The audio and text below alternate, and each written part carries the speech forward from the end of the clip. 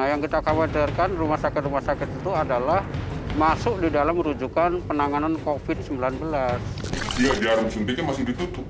Iya, mungkin habis dipakai sama dokter, ditutup kembali langsung. Misalnya kalau untuk limbah infeksius COVID-19 khususnya, itu harus dimusnahkan di insinerator dengan dibakar minimum 800 derajat Celcius. Masih ada jarumnya.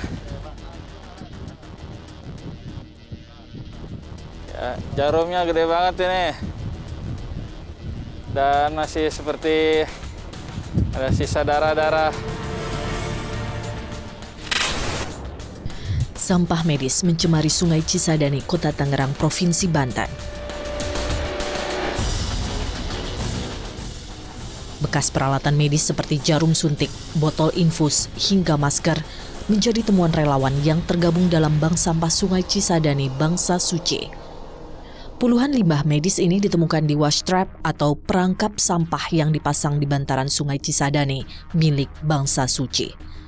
Hanyutnya sampah medis di Sungai Cisadane diduga akibat longsornya sampah di tempat pembuangan akhir TPA Cipecang yang lokasinya berada tepat di pinggir aliran sungai. Temuan limbah medis ini diduga oleh Bangsa Suci berasal dari fasilitas kesehatan.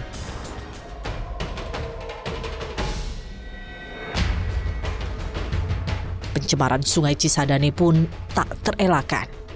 Adi menyatakan, sebelum adanya peristiwa longsor, belum pernah ada temuan sampah medis hanyut ke Sungai Cisadane dan terperangkap di jaring sampah milik Bangsa Suci. Setiap hari ada selalu. Di musim COVID seperti ini ya, ditambah lagi berbarengan dengan momentum longsornya TPA Cipecang. Jadi sangat khawatir masyarakat, teman-teman khususnya relawan yang turut serta membersihkan di waste trap ini, ternyata sampah medisnya bekas penanganan COVID gitu. Ini sangat lebih khawatir. Sampah medis berbahaya karena bersifat infeksius serta merupakan limbah beracun.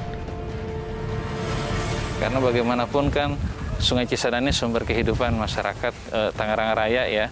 Air baku, airnya minum maupun untuk kebutuhan sehari sumbernya kan dari Sungai Cisadane ini.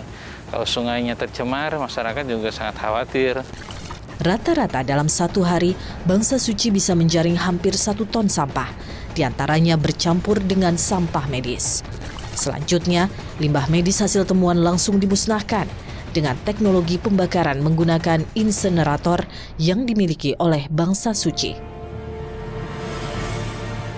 Penemuan sampah medis yang tercampur dengan sampah rumah tangga di tengah pandemi belakangan menyeruak.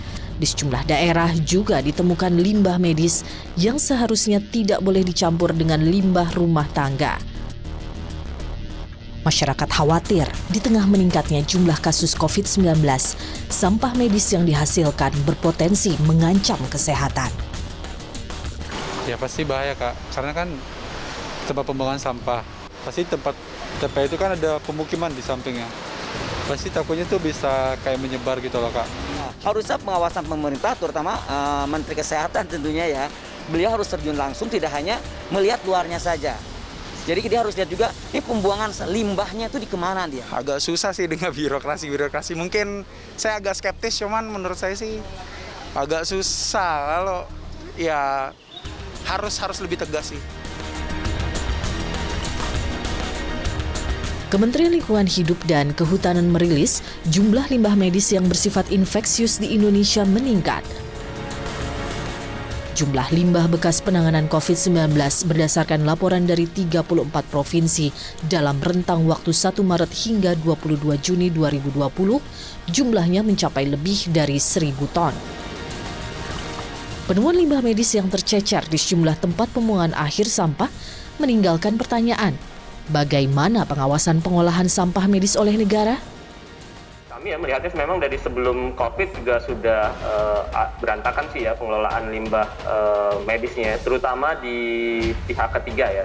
Karena kan sekarang itu sebenarnya pihak pelayanan kesehatan baik rumah sakit, puskesmas, klinik itu mengandalkan pengelolaan limbahnya kepada pihak ketiga. Jadi sudah jarang sekali sekarang rumah sakit yang melakukan pengolahan limbah medisnya sendiri.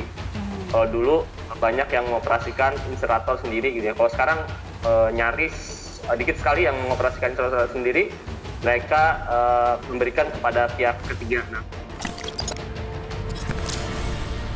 Temuan sampah medis berbahaya dan bersifat infeksius di tempat pembuangan sampah mencemaskan masyarakat. Penelusuran tim berkas Kompas mengungkap ada fasilitas kesehatan yang sengaja membuang sampah bekas penanganan medis tanpa penanganan khusus. Iya, jarum suntiknya masih ditutup. Iya, mungkin habis dipakai sama dokter, ditutup kembali, langsung dibuang. Wah, nggak berani saya. Takutnya ada penyakit menular apa, ntar kita pegang. Sedangkan kita juga kerja pakai sarung tangan plastik.